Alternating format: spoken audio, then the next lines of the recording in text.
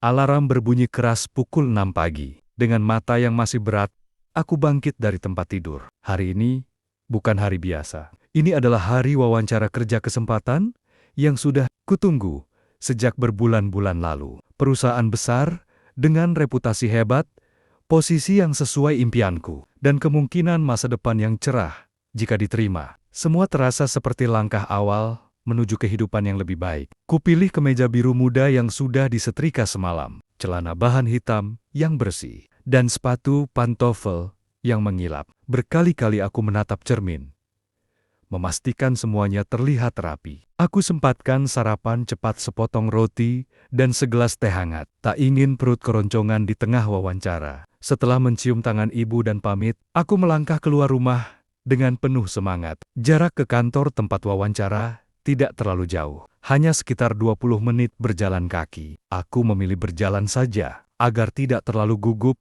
dan bisa menenangkan pikiran di sepanjang jalan. Langit cerah, matahari mulai menanjak pelan. Di dalam hati, aku membayangkan sesi wawancara nanti, pertanyaan apa yang akan diajukan, bagaimana caraku menjawabnya, dan harapan agar pewawancara terkesan. Namun aku tak tahu, pagi itu tak akan berjalan seperti rencana. Sebuah kejadian tak terduga menantiku di pertigaan jalan kejadian kecil yang akan mengubah arah hidupku selamanya. Aku melangkah cepat di trotoar, sesekali melihat jam tangan. Masih ada waktu, pikirku. Wawancara dijadwalkan pukul 8, dan sekarang baru jam 7 lewat 35 menit.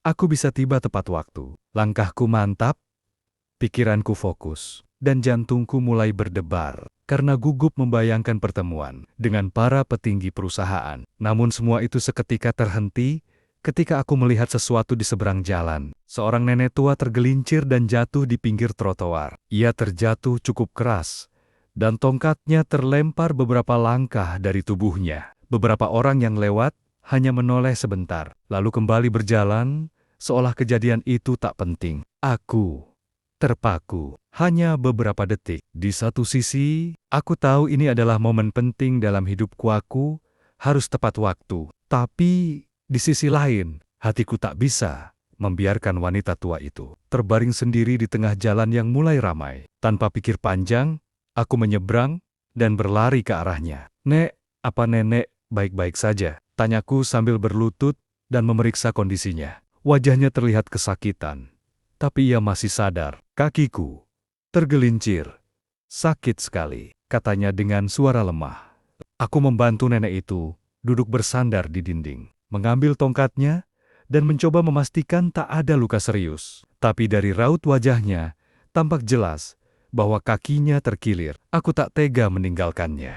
"Nek, kita cari tempat duduk ya. Saya bantu nenek jalan pelan-pelan," ujarku. Butuh waktu hampir 20 menit untuk membantunya ke pos ronda terdekat yang ada kursinya. Sepanjang jalan, ia terus mengucapkan terima kasih.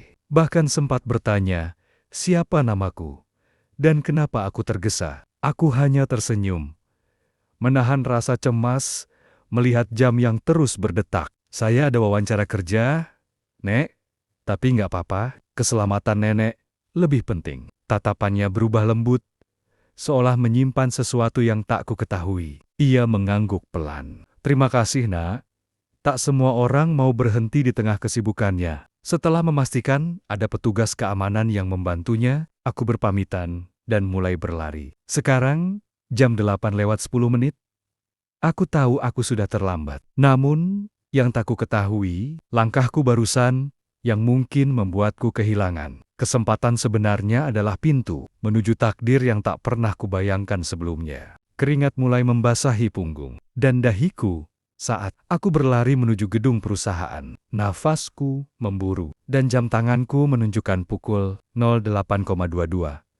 Aku hampir 25 menit terlambat dari jadwal wawancara. Langkah kakiku makin berat, bukan karena lelah, tapi karena rasa takut dan penyesalan mulai menyesakkan dada. Kenapa aku tadi tidak jalan terus saja? Bukankah ini kesempatan satu-satunya? Pikirku dalam hati. Tapi kemudian, bayangan wajah nenek itu muncul lagi, wajah tua yang ketakutan dan kesakitan saat terjatuh. Entah mengapa, meski aku khawatir dengan hasil wawancara, Aku tidak bisa menyesali keputusanku sepenuhnya. Sesampainya di lobi, aku langsung menuju meja resepsionis dengan napas terengah-engah. Maaf, saya Andra. Jadwal wawancara pukul 8. Resepsionis itu mengangkat alis, lalu mengecek daftar. Oh, ya, Anda memang dijadwalkan pukul 08.00, tapi tim Atar sudah naik ke lantai ke-10.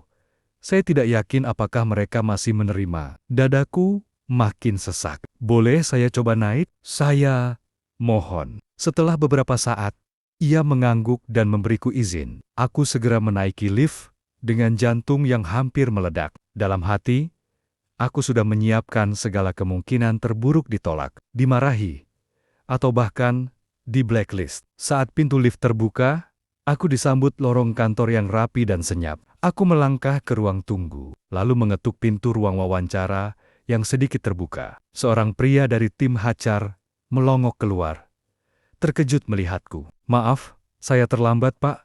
Ada keadaan darurat di jalan. Saya tahu ini tidak ideal, tapi saya sangat berharap masih bisa diberi kesempatan. Ia menatapku sejenak, lalu berkata, "Tunggu sebentar." Ia masuk kembali ke dalam, dan aku hanya bisa berdiri di depan pintu sambil menunduk. Jantungku berdegup keras. Di dalam, terdengar suara-suara lirih berdiskusi. Aku tak tahu apa yang sedang dibicarakan.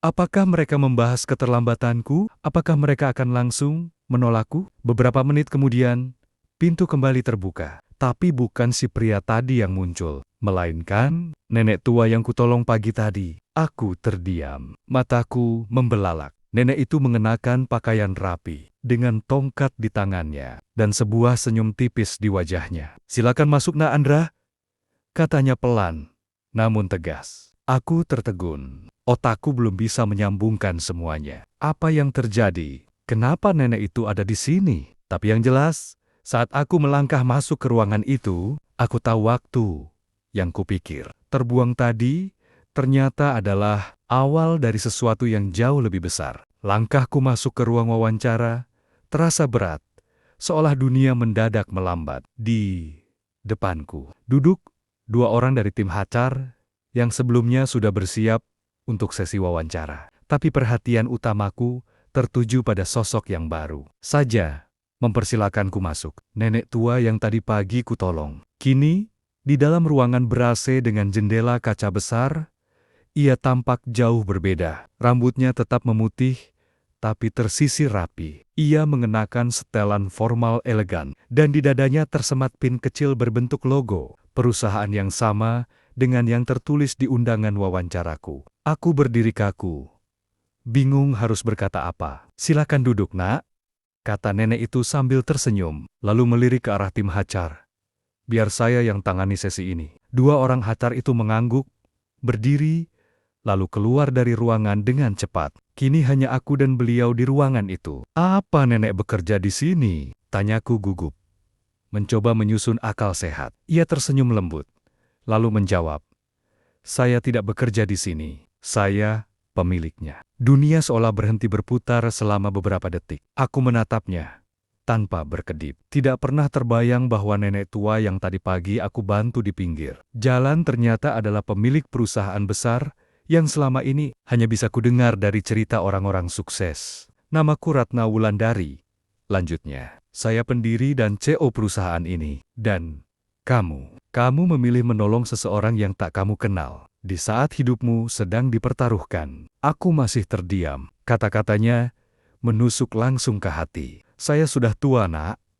Di usia ini, saya sudah bisa mengenali siapa orang yang baik bukan dari CV, tapi dari tindakannya saat tak ada yang melihat," katanya sambil menatapku dalam. "Tahu kenapa saya di jalan tadi?" tanyanya kemudian. Aku menggeleng perlahan. Saya sengaja, itu bagian dari pengujian karakter kalen-kalen karyawan di posisi strategis. Bukan untuk menjebak, tapi untuk mengenal siapa yang benar-benar punya hati. Aku menatapnya dengan tak percaya.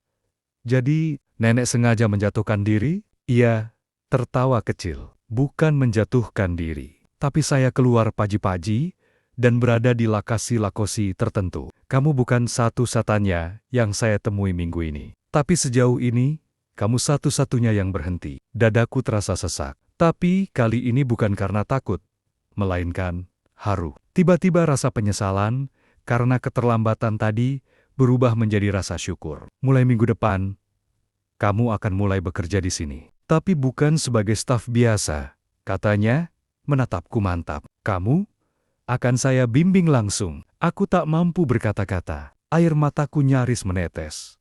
Tapi kutahan. Dalam hati, aku hanya bisa mengucap syukur. Ternyata, kebaikan kecil yang kulakukan tanpa pamrih justru menjadi kunci membuka pintu masa depan yang selama ini kuimpikan. Hari pertama kerjaku bukanlah seperti yang dibayangkan kebanyakan orang. Tak ada orientasi formal, tak ada meja kerja tetap. Bahkan aku belum diberi posisi atau jabatan resmi. Yang kuterima hanyalah sebuah kartu akses. Dan satu pesan dari Ibu Ratna, ikuti saya setiap hari. Dengarkan, amati, dan belajar. Dan begitulah hari-hariku dimulai. Setiap pagi, aku datang lebih awal, mendampingi beliau ke berbagai rapat penting. Aku melihat bagaimana ia berbicara dengan tegas, namun penuh empati. Bagaimana ia menegur staf dengan bijak, menyelesaikan konflik dengan tenang, dan mengambil keputusan besar dengan cepat, namun penuh pertimbangan. Namun di balik semua itu, beliau juga memberiku banyak pertanyaan, bukan pertanyaan teknis seperti dalam wawancara kerja biasa, tapi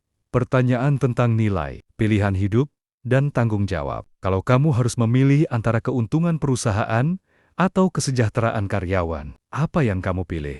Tanyanya suatu pagi saat kami duduk di ruang tunggu sebelum rapat. Aku terdiam. Tergantung situasinya, Bu. Ia tersenyum. Jawaban yang aman, tapi tidak jujur. Pikirkan lagi. Hari-hari berlalu dengan cepat, tapi setiap hari adalah ujian-ujian karakter. Bukan soal siapa yang paling pintar atau paling cepat, tapi siapa yang tetap memegang nilai dan integritas saat tidak ada yang melihat. Suatu malam, beliau memintaku meninjau laporan keuangan. Di situ aku menemukan kejanggalan kecil. Ada salah satu manajer senior yang memanipulasi data pengeluaran. Aku ragu melapor. Aku anak baru. Siapa aku dibanding manajer senior yang sudah bertahan-tahan bekerja di sana? Namun aku ingat apa yang beliau katakan. Yang saya butuhkan bukan pegawai yang bisa kerja, tapi yang berani jujur meski risikonya besar. Besoknya, aku mengetuk pintu ruangannya dan memberitahukan temuanku. Ia tidak langsung bereaksi, hanya mencatat nama manajer itu dan berkata, "Terima kasih, ujianmu belum selesai, tapi kamu sudah di jalan yang benar." Hari-hari seperti itu terus berulang, dan perlahan aku menyadari, ini bukan sekadar pekerjaan. Ini adalah pembentukan mental, moral, dan arah hidup. Ibu Ratna tidak hanya mengajarkanku soal dunia kerja, ia mengajarkanku menjadi manusia yang layak dipercaya. Dan pada suatu sore, saat matahari mulai tenggelam di balik jendela kaca kantor, beliau berkata padaku dengan tenang, "Kamu lulus ujian, siap memimpin proyek besar?" Dadaku bergetar. Aku mengangguk perlahan, karena untuk pertama kalinya, aku tahu bahwa ini bukan lagi tentang keberuntungan. Ini tentang siapa aku ketika tak ada yang menyaksikan. 2 bulan berlalu sejak hari pertama, aku melangkah masuk ke gedung ini. Sebagai seseorang yang nyaris menyerah karena keterlambatan. Tapi kini, aku berdiri di ruangan rapat lantai tertinggi, di hadapan tim dari luar negeri yang akan menjadi mitra strategis perusahaan. Di sampingku, Ibu Ratna duduk diam sambil mengamati memberiku kepercayaan penuh untuk memimpin presentasi. "Silakan Andra. Ini waktumu," ucapnya lembut, tapi tegas. Tanganku sedikit gemetar. Tapi aku menguasai diriku. Aku memulai presentasi dengan mantap, menjelaskan strategi, potensi, dan arah visi perusahaan. Aku bahkan menjawab pertanyaan-pertanyaan sulit tanpa harus melihat catatan. Setiap kata yang keluar bukan hanya hasil latihan, tapi hasil tempaan dari 2 bulan pengamatan, pembelajaran, dan ujian diam-diam dari beliau. Setelah pertemuan selesai, dan tamu-tamu itu pergi, Ibu Ratna memanggilku ke ruangannya. Kali ini, tanpa raut serius seperti biasanya. Wajahnya lebih tenang dan bangga. "Kamu sudah membuktikan dirimu, Nak," katanya, sambil menyodorkan map berlogo perusahaan. "Mulai minggu depan, kamu akan jadi kepala proyek untuk divisi pengembangan, gaji, dan fasilitas. Jangan khawatir, kamu sudah mendapatkannya bukan karena ijazahmu, tapi karena siapa dirimu. Aku membukanya perlahan. Di dalamnya, surat keputusan resmi, posisi yang bahkan tak pernah aku mimpikan dalam waktu secepat ini. Aku terdiam. Rasa syukur menyergap dari ujung kaki hingga kepala. Beberapa bulan lalu, aku hanyalah pemuda pengangguran yang berkali-kali gagal. Hari ini, aku dipercaya memimpin proyek bernilai miliaran. Kenapa saya? Kenapa saya? Tanyaku pelan. Masih banyak yang lebih berpengalaman. Ibu Ratna tersenyum dan memandangku lama. Karena kamu punya sesuatu yang sulit dicari di zaman ini. Hati, ketika semua orang sibuk mengejar waktu, kamu memilih berhenti sejenak untuk menolong orang asing. Itu pekerjaan paling mulia yang pernah kamu lakukan. Dan itu cukup. Aku nyaris menangis. Bukan karena posisi atau gaji, tapi karena sadar, semua ini adalah buah dari satu keputusan, sederhana menolong tanpa mengharapkan balasan. Hari-hari setelah penetapanku sebagai kepala proyek berjalan cepat dan penuh tantangan, tapi tak pernah terasa berat, karena setiap langkah terasa bermakna. Aku tidak hanya bekerja untuk mengejar target, tapi juga untuk menjaga amanah, untuk menjaga kepercayaan yang telah diberikan dengan tulus. Setiap pagi aku datang lebih awal, bukan karena takut dimarahi atasan, tapi karena aku merasa tempat ini adalah bagian dari diriku sekarang. Tim yang kupimpin perlahan tumbuh, dan aku pun belajar menjadi pemimpin yang bukan hanya mengatur, tapi juga mendengarkan. Ibu Ratna tetap menjadi sosok mentor yang luar biasa. Kadang ia menegur keras, kadang ia memuji diam-diam, tapi yang paling sering, ia memberiku ruang untuk jatuh dan bangkit sendiri. Hingga suatu hari, di teras atas kantor tempat biasa kami menikmati sore, ia berkata, "Dulu saya bangun perusahaan ini dari nol, sendirian. Sekarang saya sudah tua, dan saya butuh orang-orang muda yang bukan hanya cerdas, tapi punya hati. Kamu salah satunya, Andra." Aku hanya bisa menunduk. Kata-katanya tak akan pernah kulupakan. Aku sering teringat kembali pagi itu pagi, di mana aku bisa saja berjalan terus, pura-pura tidak melihat, dan tepat waktu, datang wawancara. Tapi aku memilih berhenti, menolong.